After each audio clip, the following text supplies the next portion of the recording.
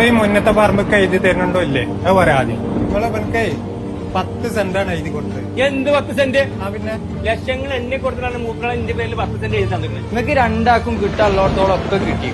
കൂട്ടത്തിൽ എന്തെങ്കിലും കിട്ടാൻ ബാക്കി ഉണ്ടെന്ന് വെച്ചാൽ എനിക്ക് മാത്രമേ ഉണ്ടാവൂ. കൂട്ടത്തിൽ ഒരു റുപ്യയുടെ മുതലടക്കി ഞാൻ തന്നിട്ടില്ലെന്ന് എനിക്ക് പറഞ്ഞത്.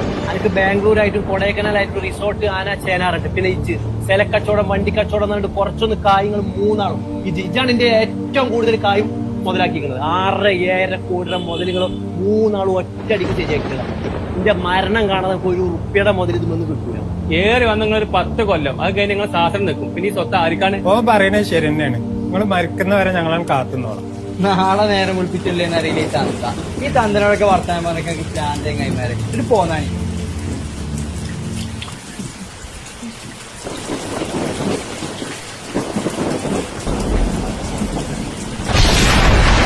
വരാൻ പോയ കണ്ണീര് ചിരിയിലൂടെ പോയല്ലോ തേങ്ങ.